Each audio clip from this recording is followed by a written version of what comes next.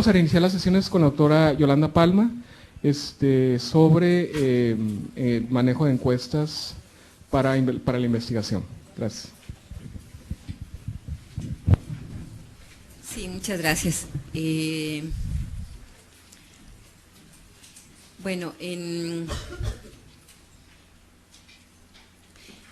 la presentación que voy a iniciar ahora, que es continuación de lo anterior, nos vamos a enfocar en lo que es el diseño de la muestra. No es una exposición estadística en sentido estricto, sino como de concepto de qué es una muestra probabilística y algunas cuestiones de campo que pueden afectar el diseño de la muestra. Entonces, bueno, retomamos nuestra definición de una encuesta por muestreo, que es hacer inferencias acerca de una población deseada o población objeto de estudio por observación de unidades limitadas a una muestra.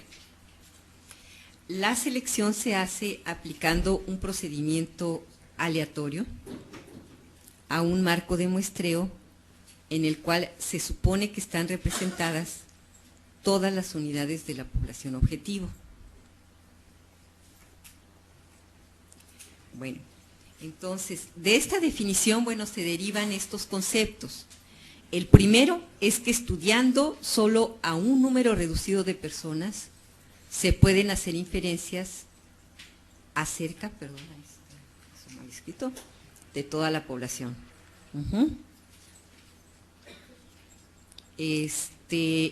Intuitivamente a ustedes, ¿qué les parece eso? Pues les parece factible, les parece que metodológicamente es correcto, o sea, ¿qué impresión siente? Por ejemplo, Gude habló hace rato de una muestra enorme, que realmente es enorme, ¿no? De estudiar 13,000, no sé si fue personas o hogares, perdón, ¿sí? En la Ciudad de México. Y sí, mencionó que había sido una muestra muy, muy grande. ¿Cuántas personas residen en la Ciudad de México? Como 20 millones. O 20 y tantos, o ya quién sabe, ¿verdad? Si lo vemos en términos de la población objeto de estudio, digamos, que es estudiar la población que reside en la Ciudad de México respecto a cierta característica, pues no parece que fuera mucho, ¿verdad? O sea, el porcentaje que representa de la población pues debe ser 0.00 algo, ¿no?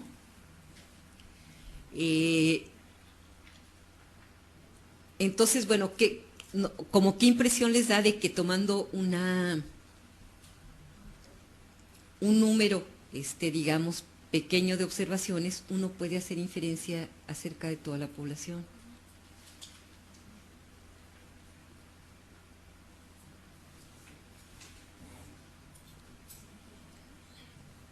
Pues está comprobado que sí, ¿no? Que ya se han hecho investigaciones y estudios tomando solo eso, un pedacito, una muestra, y va a representar el total, siempre y cuando se cumplan pues las características de que todos puedan ser tomados al azar, que sea cero, o sea, etcétera. Pero creo que sí es representativo del total. Sí, ok, bueno, entonces sí, tenemos un referente empírico de que, cuando comparamos, por ejemplo, ciertas estructuras que dan las encuestas, no sé, estructura por edad, estructura por sexo, y la comparamos con un censo, pues si la encuesta estuvo bien hecha, da igual o muy aproximado, ¿no? Entonces, en ese sentido, por medio de una comprobación, digamos, más bien empírica, podríamos pensar que sí es cierto, ¿no? Sí, es, por ejemplo, lo más clásico es los resultados de las encuestas previas o de salida, cuando las elecciones es una muestra bien chiquita, pero ya da la tendencia del resultado final. Sí, y bueno, aparte de esa comprobación, pues sí hay un sustento estadístico por el cual sabemos que a través de una muestra, pues sí se pueden hacer inferencias acerca de toda una población. No sé si muchos o parte de ustedes son médicos, pero en el área de la salud encontramos ejemplos de esto. No sé si se les puede ocurrir.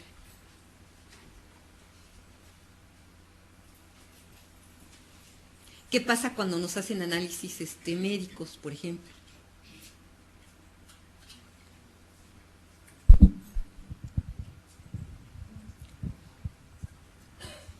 Cuando se quiere conocer las características de nuestra química sanguínea, ¿no? O sea,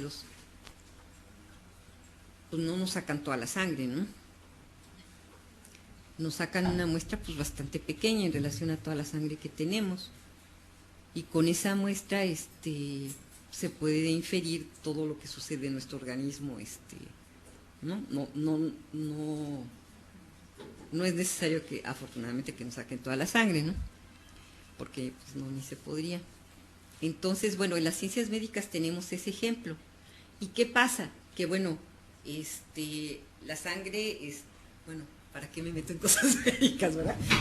Está circulando, pero donde quiera que esté, pues tiene las mismas características, ¿no? Está revueltita, pues está.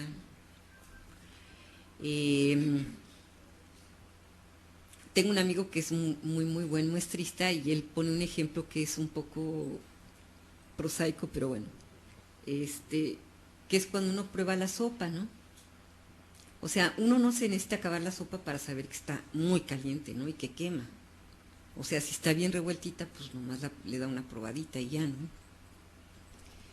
Entonces, bueno, la cuestión es que son ejemplos así diferentes, pero que, vaya, como que nos pueden dar la idea de que sí, de que con pocos casos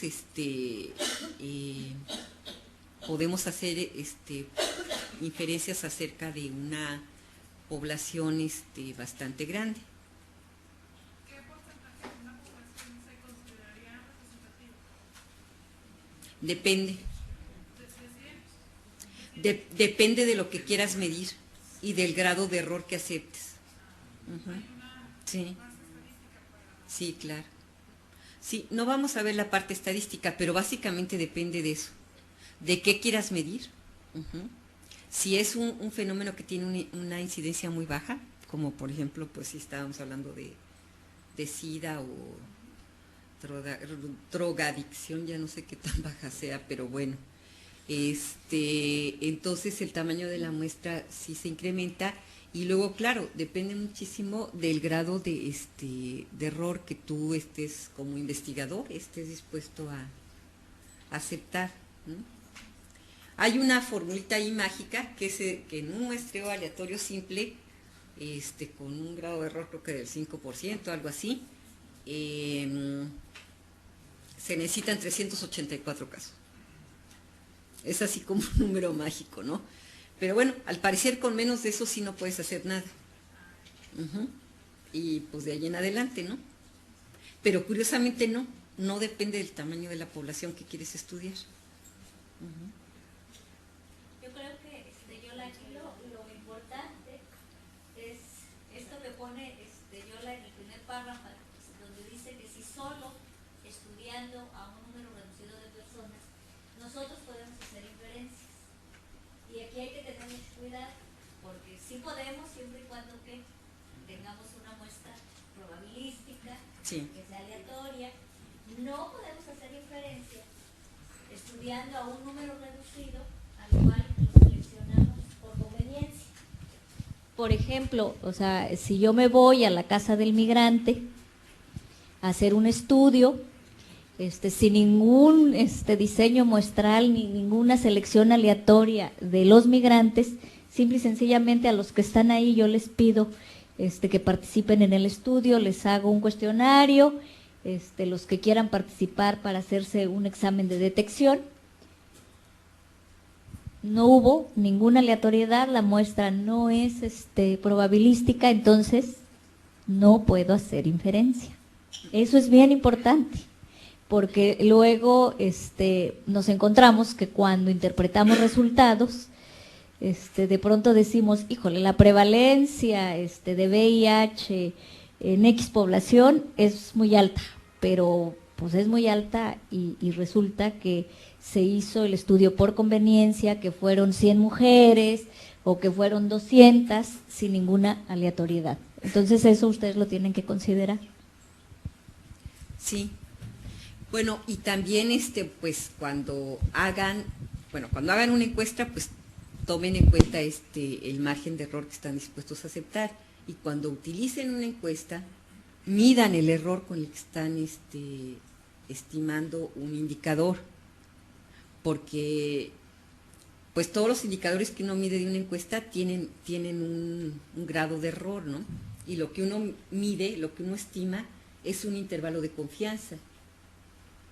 Y ahí sí, bueno, si todo se hizo con las reglas que estamos platicando, ya no es culpa del investigador o de quien generó la información si ese indicador a ustedes no les sirve, ¿sí? Ahí llega un momento en que ya es el investigador el que tiene que decidir si esa estimación le sirve o no. Y para decidirlo, pues usualmente lo que uno tiene que hacer es sacar el intervalo de confianza. Por ejemplo, de nuevo, para seguir con, si de una encuesta obtenemos que la prevalencia de SIDA en una población es del 1%, ajá, y que el intervalo de confianza va de 0 a 2, bueno, sí, no puede ir menos, ¿verdad? Fue un mal ejemplo. Bueno, de 0 a 2, pues quizá podemos decir que, claro, puede ser el doble de lo que nos está saliendo, pero igual y sí sirve, ¿no? Porque por lo menos puedes saber que no está más allá del 2%. Pero puede haber otros ejemplos, a ver, la prevalencia de uso de anticonceptivos.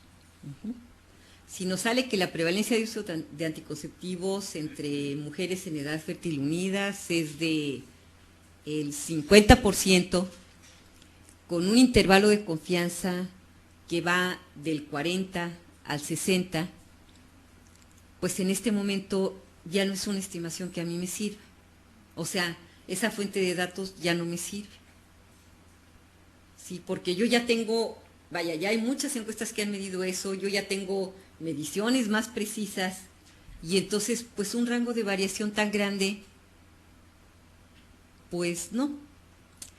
Pero bueno, eso es algo que solo el investigador lo puede ya decidir. Ya no es cuestión de quién lo diseñó o no, o sea, bueno, si lo diseñó para medir ese indicador en particular, pues sí, le fue re mal, ¿no?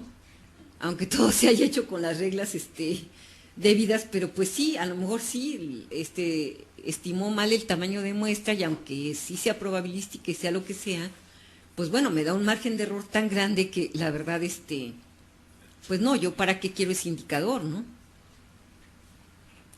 Pero bueno, eso es algo que sí, depende del tema, depende de qué indicador se trate, depende de para qué lo quieran, y solo uno como investigador puede decidir si sirve o no sirve, ¿no?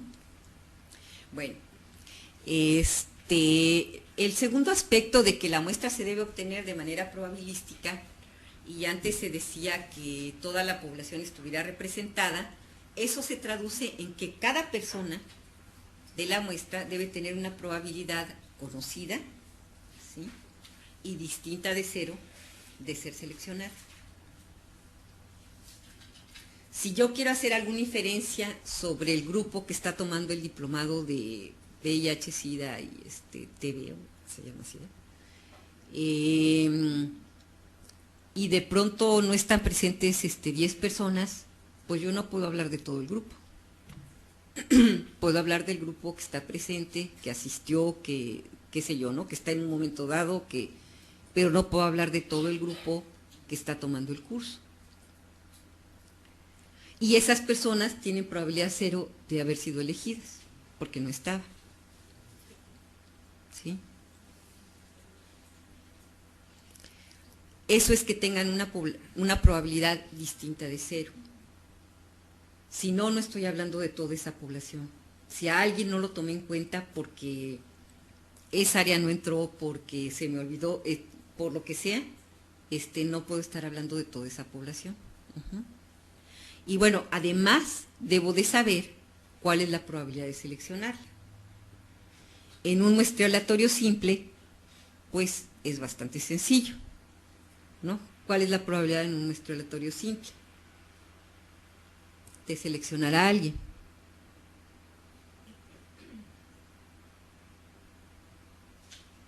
A alguien en particular.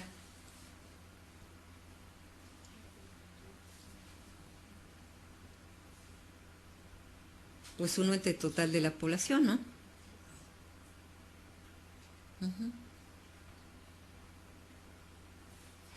En la práctica es difícil que tengamos muestreos aleatorios simples, sobre todo en encuestas más complicadas, ¿no? Ahora vamos a ver algo más. Bueno, y la otra que es muy, pero muy, muy importante, y vamos a ver qué pasa si eso no se hace, es que una vez que se ha seleccionado una vivienda persona, esta selección se tiene que respetar.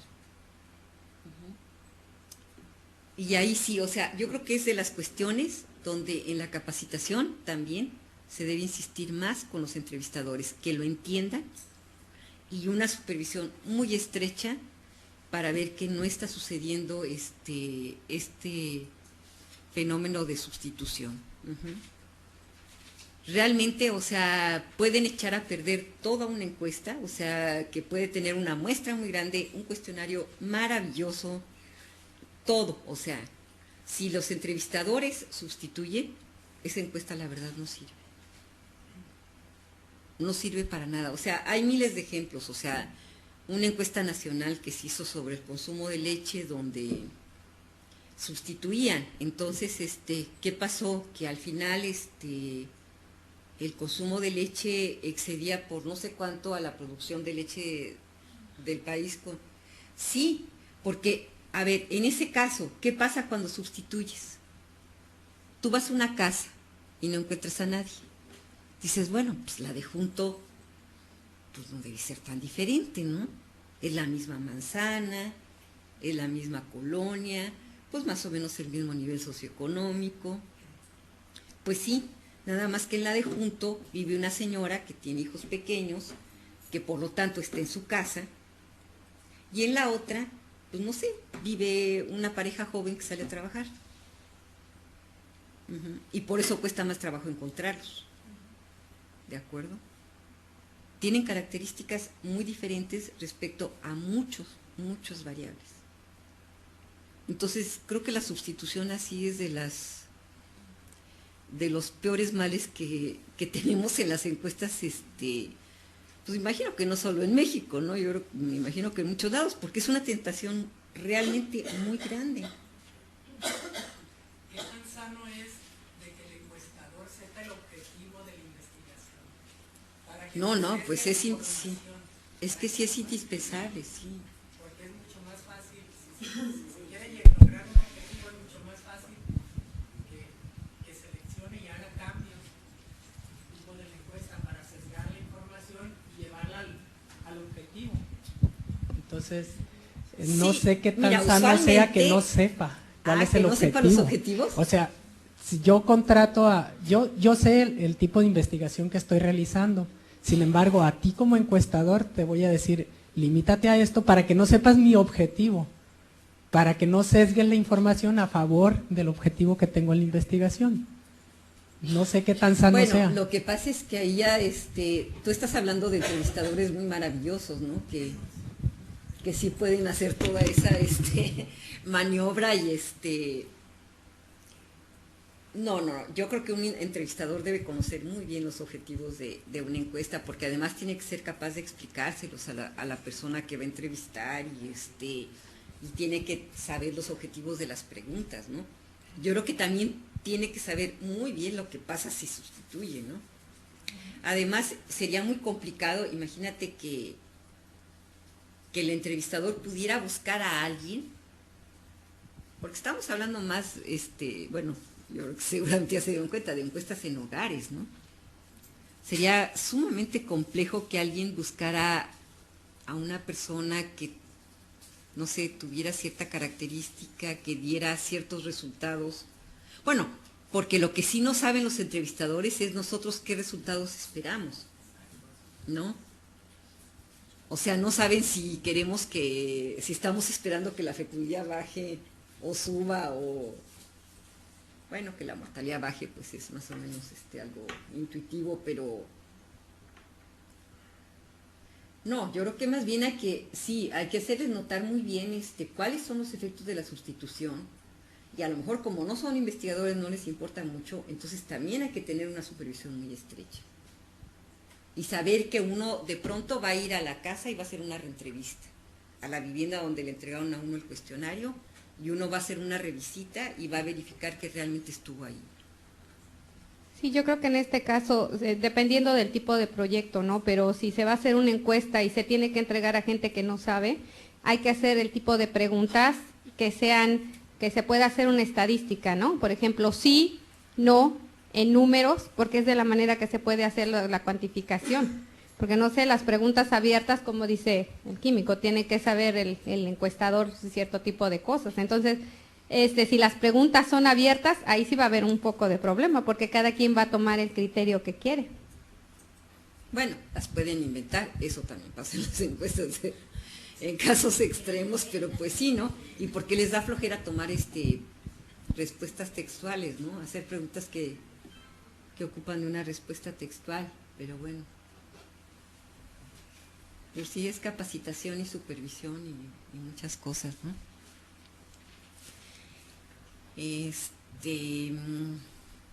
Bueno, entonces la selección se tiene que respetar.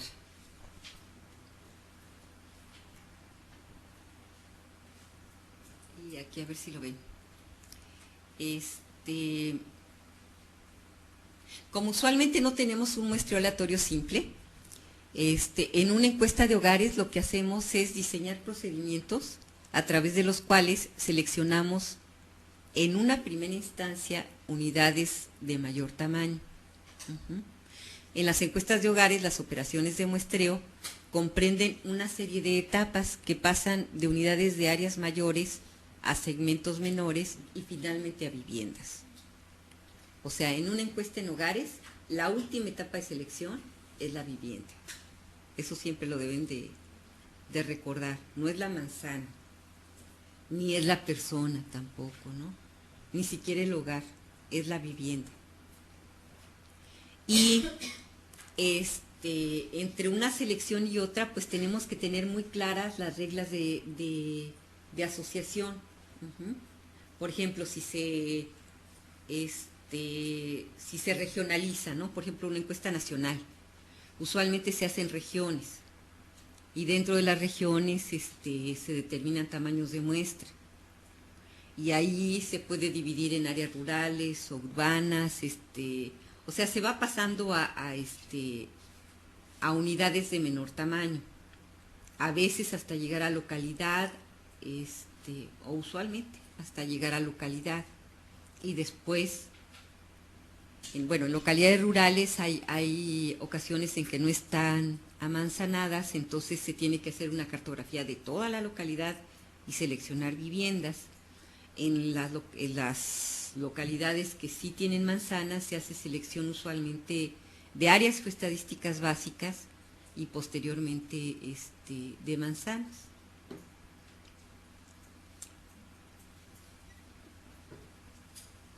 Bueno, y lo que necesitamos conocer son todas las reglas de asociación para después estimar las probabilidades de selección y finalmente los errores y los intervalos de confianza, ¿sí? O sea, las reglas de asociación son, por ejemplo, dentro de cada área geoestadística básica se van a elegir 2 manzanas. Y eso es una regla de asociación. Dentro de cada manzana se van a seleccionar, pues un buen tamaño son 6 viviendas para que no te quede tan conglomerada, ¿no? 6 viviendas, ¿y cómo se van a seleccionar esas 6 viviendas?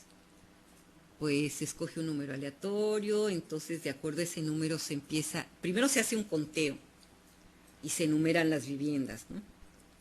Y bueno, de acuerdo al número aleatorio que sale, en esa vivienda empezamos y pues un segmento de 6. O lo que muchas veces se hace es se divide entre el número de viviendas y se salta uno, ¿no? O sea, si son 6 viviendas y hay 36 viviendas en la manzana, pues es una de cada 6, ¿no? O sea, la 1 y luego te salta 5 y luego la siguiente. Lo estoy diciendo en términos así muy generales. Lo que les quiero decir es que todas esas reglas que se van diseñando en una muestra tienen que estar muy claras. ¿Cuáles son las reglas de asociación entre una unidad geográfica y la siguiente? Porque evidentemente hacer muestreos aleatorios simples, como les decía, pues es sería muy bueno, sería maravilloso, pero es carísimo. O sea, imagínense, bueno, además si quisiéramos llegar a elegir directamente viviendas, por ejemplo, pues ¿quién tiene un listado de viviendas no actualizado? Pues es imposible apenas cuando se acaba de hacer un censo, pero igual nos daría muestras terriblemente dispersas, que saldrían carísimas, o sea, encuestas que saldrían carísimas, ¿no? Sí tendrían buena precisión, pero pues no, nadie las puede hacer, ¿no? Entonces, no, que yo sepa, en este país no hay muestreo aleatorio simple a nivel así de viviendas, encuestas en hogares a nivel nacional, no.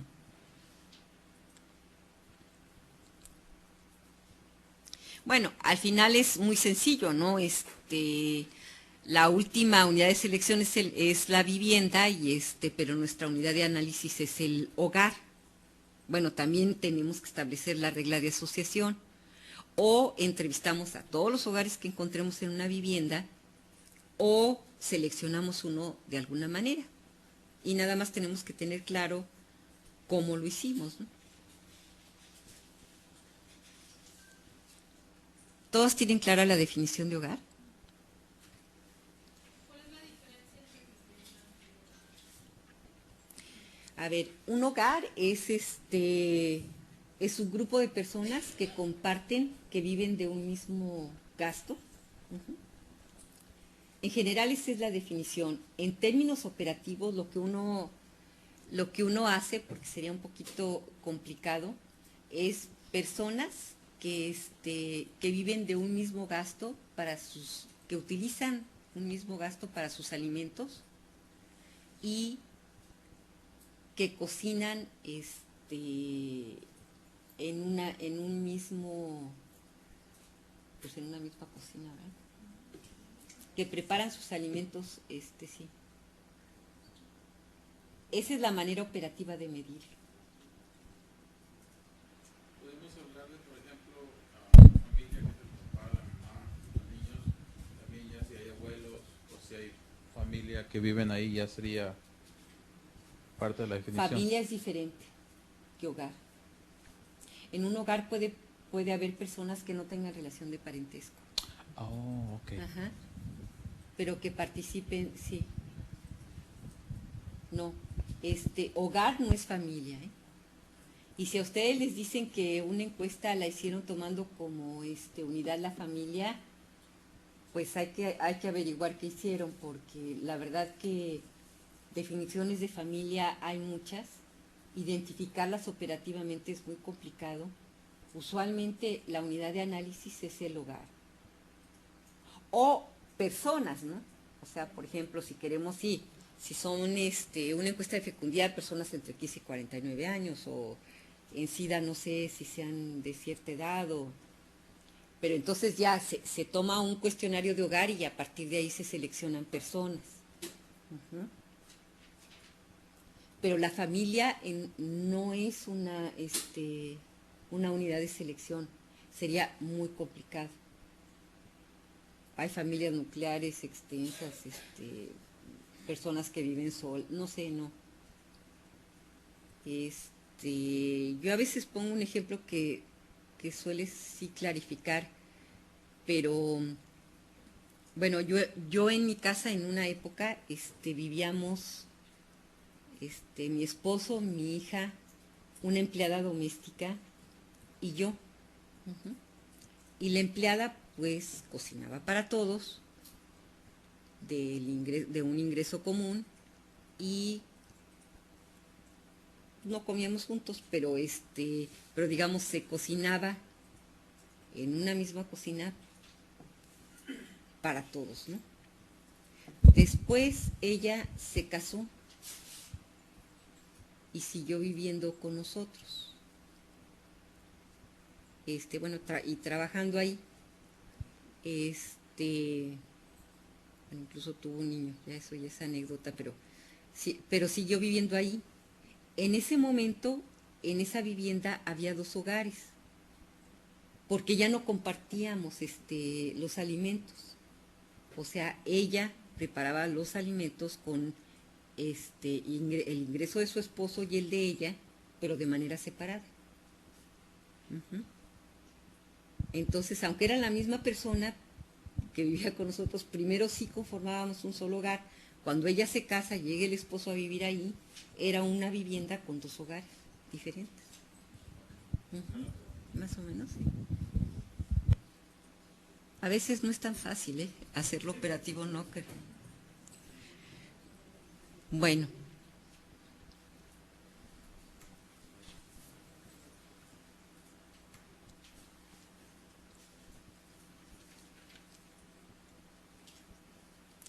Creo que de esto ya hablamos bastante. Bueno, hay que definir una estrategia de campo, hay que hacer una prueba piloto del cuestionario, por supuesto, al menos una, si no es que varias.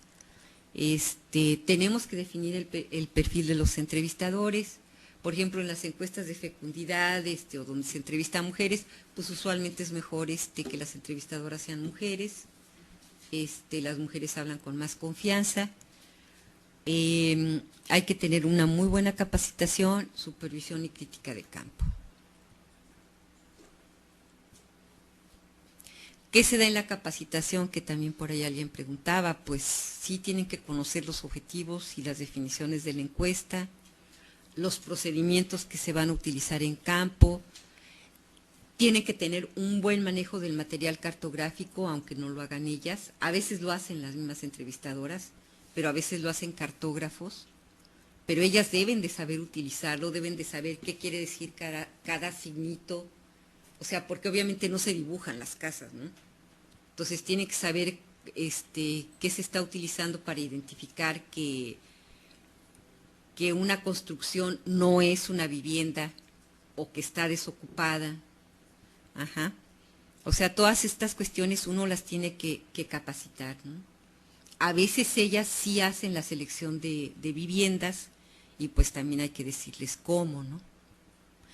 Hay que capacitarlas en técnicas de entrevista. A veces tiene uno ya entrevistadoras experimentadas, a veces no. Y por supuesto en el manejo del cuestionario, ¿no? Y esto se hace, bueno, pues con clases en salón, con prácticas de entrevista en salón, con prácticas en campo y con prácticas del material respecto al material cartográfico, ¿no? Usualmente quedamos en el tema de técnicas de entrevista. Pues lo voy a mencionar muy rápidamente, puede ser muy largo, ¿no? Pero desde la primera impresión, o sea, muchas veces sí, o sea, cuestiones que, aunque uno no tenga ningún prejuicio y todo sea muy respetable, uno sí les tiene que pedir a las entrevistadoras ciertas cuestiones respecto a su aspecto, ¿no? Que usualmente es, bueno, pues nada más que no llame mucho la atención, que sea casual, que no sé, ¿no? Que sea, incluso que sea cómodo, ¿no? También me acuerdo al principio una entrevistadora que usaba unos tacones así, y luego pues para subir al cerro, se nos andaba matando, ¿no? Digo, cosas parecen muy tontas, pero sí.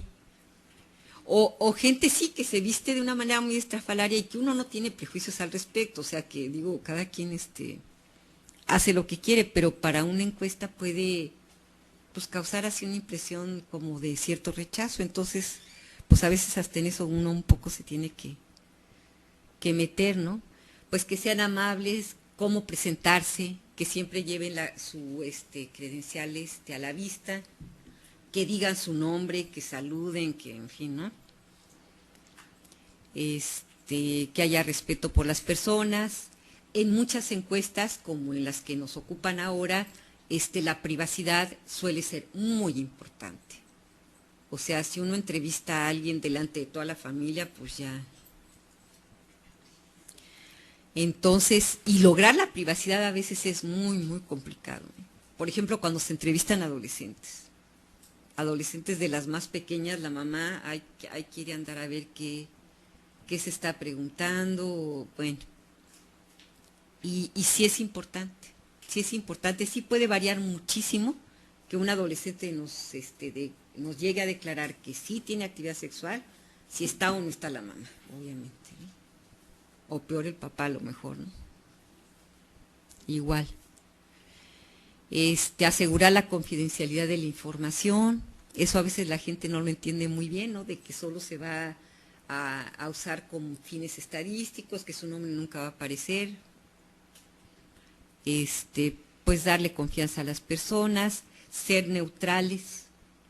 A mucha gente le cuesta trabajo no hacer expresiones con la cara, de sorpresa, ni de gusto tampoco, ¿no? Ay, no, pues qué buena onda que tienes 3 relaciones al día, ¿no? No, o sea, hay que sí.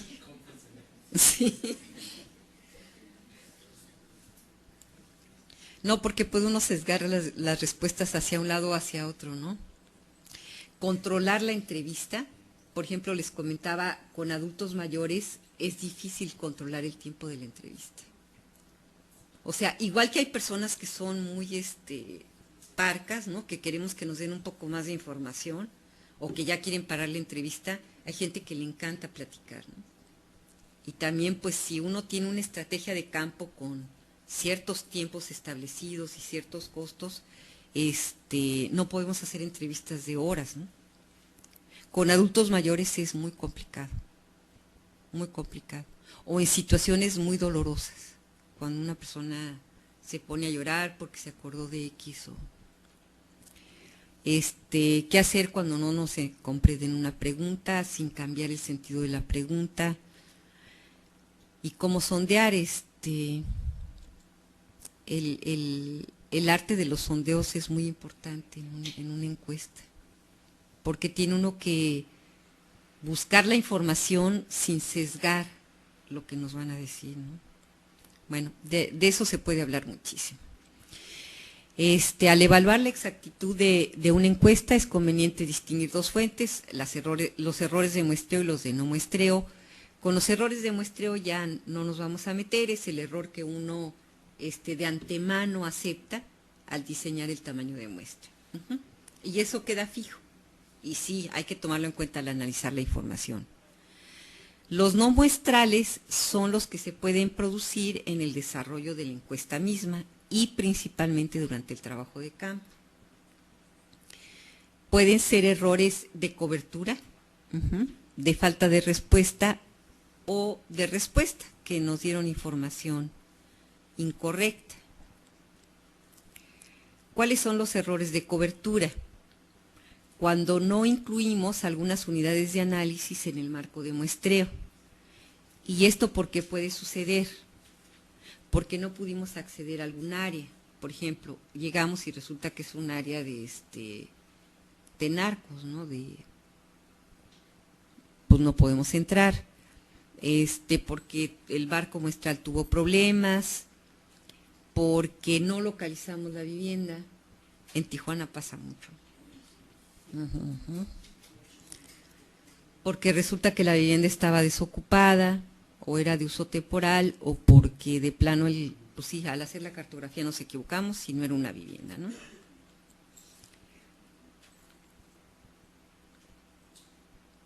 Y la respuesta, bueno, puede ser total o parcial. La total es cuando no recogemos ningún dato de la unidad de la muestra, y la parcial es cuando nos dan solo algunos datos. Y bueno, lo que me interesaría que vieran es que sí, la no respuesta es algo que, bueno, es algo muy importante. Si uno está diseñando un estudio, tiene que tener como muy presente que no puede terminar con porcentajes de falta de respuesta altos. Ujú. Y ahorita les voy a mostrar algunos datos. Si uno está usando una encuesta, tiene que verificar qué tasas de no respuesta tiene. Porque si uno se encuentra en una encuesta que tiene 20% de no respuesta, pues francamente, pues mejor ya no hace uno el esfuerzo, ¿no? Digamos. Entonces, bueno, lo que tenemos que tomar en cuenta es el nivel de la tasa de respuesta, si las unidades de análisis que responden difieren de las que no responden, que de antemano podemos estar seguros de que sí. Y bueno, vinculado con lo anterior, ¿cuáles son las causas o fuentes de falta de respuesta, ¿no? Por ejemplo, problemas de marco muestral a veces no afectan tanto. Uh-huh. Si es que era una vivienda que se marcó habitada y está deshabitada, bueno, no es un error que nos introduzca tantos sesgos, ¿no? Pero si son negativas o que no encontramos a las personas, pues sí. Sí, son del tipo de no respuesta que, como estas, ¿no? Falta de contacto o rechazo, ¿no?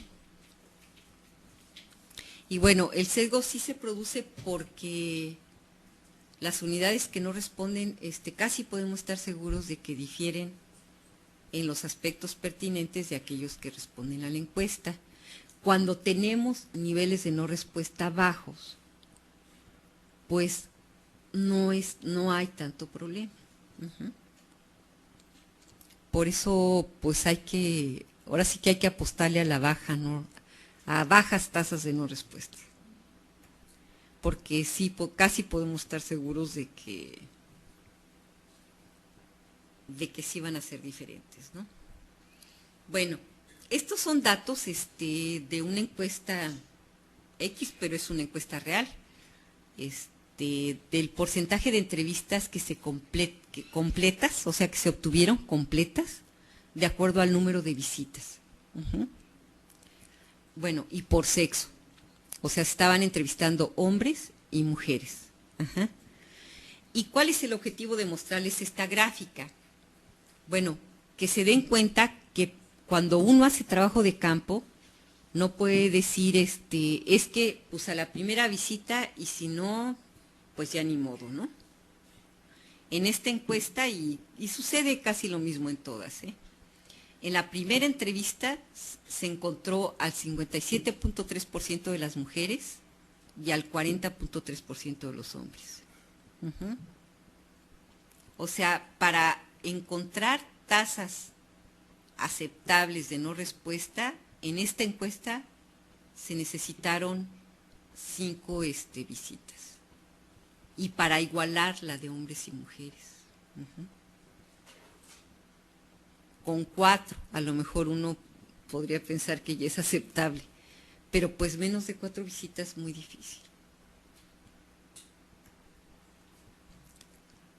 Uy, esto no se va a ver y esto es importante.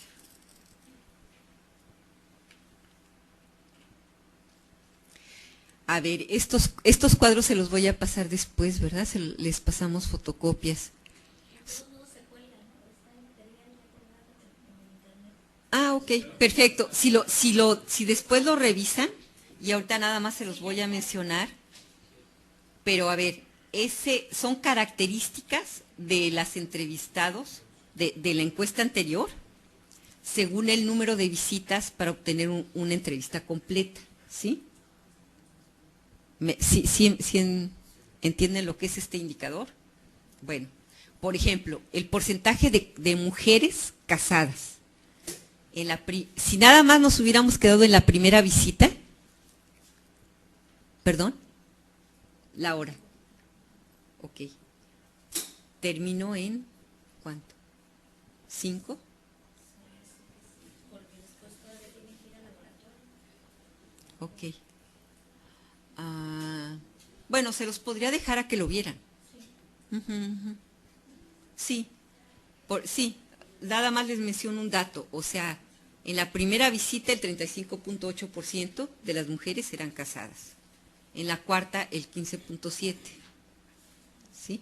O sea, si no hubiéramos hecho esas visitas adicionales y nos hubiéramos quedado con esa no respuesta, pues estaríamos midiendo mal el indicador. Y pues aquí lo vamos a dejar. Ojalá puedan ver, son como 4 diapositivas más, pero sí son tardadas de explicar. Sí son tardadas de explicar. Y a lo mejor si hay alguna duda, pues se las aclaramos dentro de 8 días. Pues muchas gracias, mucho gusto de conocerlos.